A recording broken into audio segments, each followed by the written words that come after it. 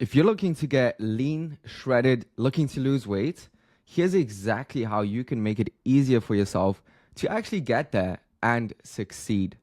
So, if you don't know who I am, my name is Dominic. I'm an online fitness coach who helps pilots, lawyers, doctors, CEOs, basically the busiest people in the world, get into the best shape of their life. And we do that by still eating the foods they love, being able to travel, being able to go out, not spending hours in the gym, and even if they don't want to, not doing any vigorous cardio. So that's a little bit about me. But today I want to talk about how you can get lean, get shredded, lose weight without it being that hard, actually. And basically, I want to start off with saying that I am competing in exactly 5 weeks from now in a bodybuilding competition.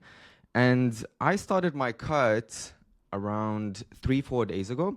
And that prompted me to talk about how I'm going about this and being in a calorie deficit and being able to get so lean without making it too difficult. And before I get into the exact steps, there's 14 of them or 14 tips.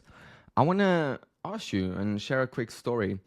I want to ask you, what is something you achieved in the past that you're extremely proud of? Like, really think about that for a second. What is something you've achieved in the past that you're extremely proud of? Now, can I ask you, like, was it easy to get there? Were there some difficulties? Was it hard? Right, of course. But looking back, aren't you super proud that you went through hard times? Aren't you super proud of the perseverance you had, the grit you had to get through it? Why are you proud? Because if it's hard, it makes the outcome so much more worth it. And that leads me on to my first point, how I'm making it easier for myself to succeed with this cut, and how you can too. So that is the realization that it's going to be hard. It's going to be tough. Like eating less food, you're going to feel hungry. Cool. Now what? Right? And it's just the realization, cool, it's going to be like that. And that's okay, because in order to achieve great things, you have to do things other people aren't willing to do. And if it was easy, would it even be worth it? If it was easy, everyone would do it.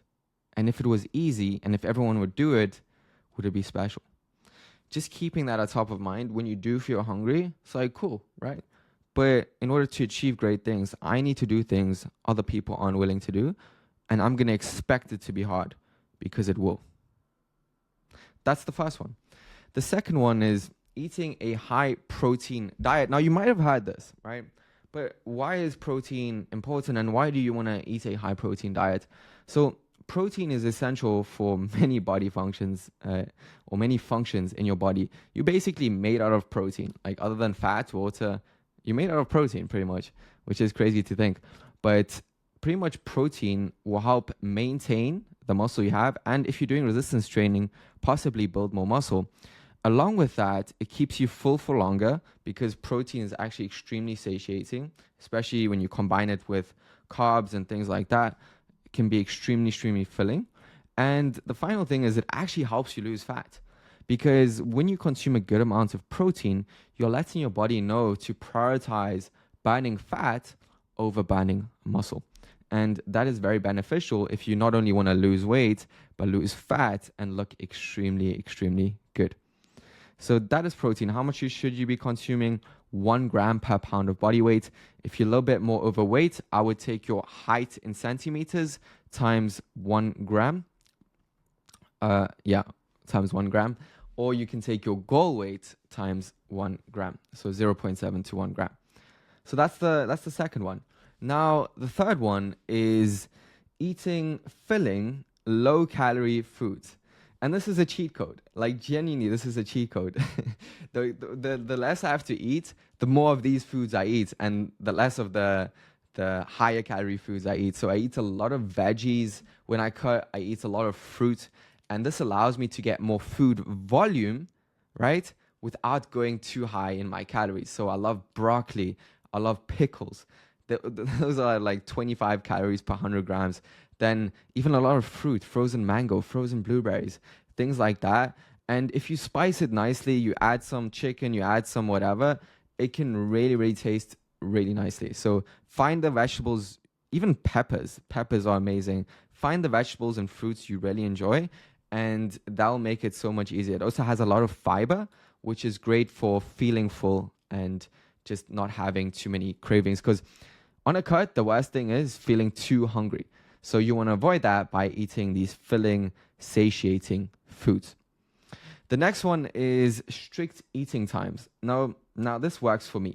You do what works for you. I'm just sharing what works for me. So I've found that if I have like not specific times necessarily, it just turns out to be that way, but more like, okay, I'm going to eat 3 times a day, or I'm going to eat 4 times a day around these times. And what this does is like, okay, let's say in between you'd feel hungry. It's like, no, Dom, your eating time is done. You just better get through this, right? And this avoids like snacking in between or just, yeah, eating more than you should. And that has really, really helped me. And yeah, it just makes it harder to overeat because you have these times, right? Now, the next one might seem a little bit, or a lot of people are apprehensive to this. I don't understand why. Well, I do because I've been there. But if you think about it, it's actually the best thing you can do, and that's calorie tracking. Because if you track your calories, you feel so much more in control than when not. Because at the end of the day, like, it gives me so much peace of mind. I know if I put these inputs in, I'll get these outputs. And calories, or tracking my calories, allows me to do that. And it doesn't take that much time. It takes 2-3 minutes extra for every meal. And honestly, like, just maybe scroll a little bit less on Instagram or automate something else, but you save so much time, but more importantly, peace of mind. And that's the biggest one. So if you're not tracking, like, really give that a try. But what you can also do is eat similar things every single day. And that way you don't have to, like, track it once. And that way you don't have to track every single day. But honestly, it doesn't take that much time. Like, stop being a little bitch and you'll just get to your goal so much quicker. But again, the peace of mind aspect, oh my word. It's like tracking your finances. Like, you know exactly what's going into your bank account, and so you have more control. And the same thing with food.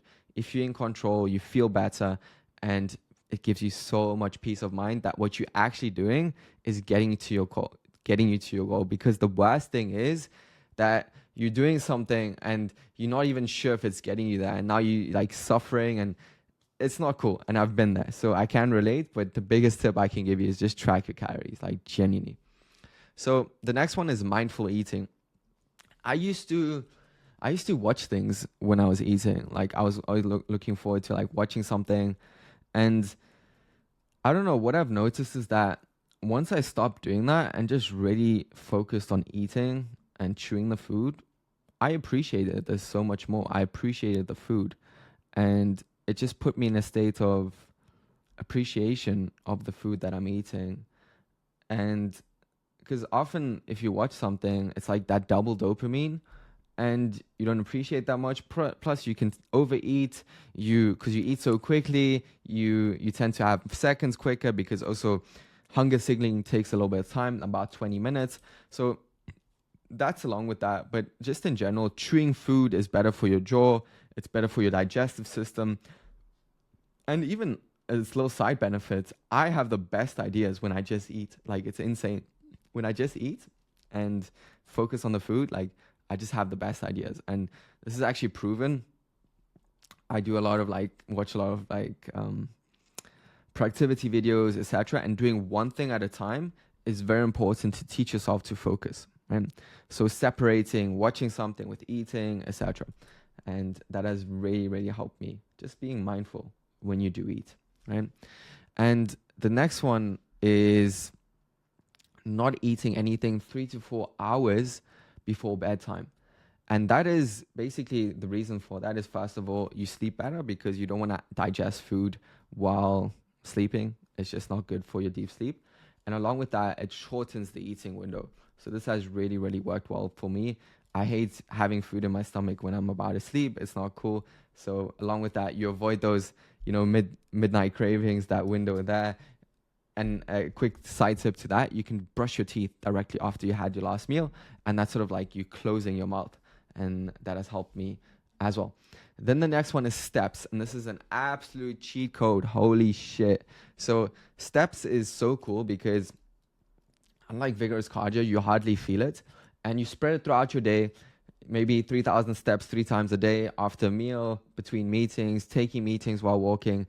And this allows you to just burn those extra calories while not feeling it too much. You can go outside, get some sunlight, great for vitamin D. But what I'm doing as of late is I have a desk treadmill, and then I get my steps in like that, and I get work done. I'm super productive at the same time, and I burn those extra calories. And an extra benefit is that steps actually helps you feel less hungry. And here's why. Because when you're active, the hormones that make you feel hungry and appetite are suppressed. And that will then help you, like when you feel hungry, literally go for a walk, come back, you won't feel hungry anymore. It's crazy because the appetite hormones are suppressed. So actually it helps you burn more calories, feel less hungry. Absolute cheat code. Right? The next one, aim for 8 to 12,000 steps. Like that's sort of the goal. Then the next one is meditation. This has been an absolute cheat code for me. And meditation is so cool. I I tried this a long time ago, and it actually took me quite some time to actually understand it and get good at it. But once I did, I reaped the rewards like crazy. And it just helps you to be more present in the moment. It helps you to focus. It helps you to be aware of your actions, your thoughts. It helps you to, yeah, just observe things. It's like when you meditate, you're focusing on your breath. Now, when you feel an itch, you want to scratch it, but you just like, no, I'm not going to scratch it. I'm just going to observe it.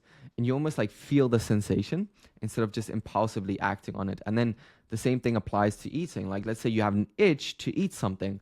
Now you're just like, I'm just going to observe that craving instead of impulsively acting on it. So that's the way it's really, really helped me. And yeah, you just become more aware of, exactly like I said, when you're hungry versus when you're actually just boredom craving things, right? Then the next one is number 10, bigger meal after training to not feel hungry for the next few hours. I like having, like, because after training, that's when you've depleted the most energy, etc. So to avoid feeling hungry like just an hour afterwards, I have a little bit of a bigger meal, and it allows me actually to not eat anything for the next 5-6 hours after that meal, right? And that can just really help reduce the amount of food that you end up eating or just feeling hungry, right? And I like consuming higher fat at the start of the day just because it fills me up more and without having too much of a sugar drop.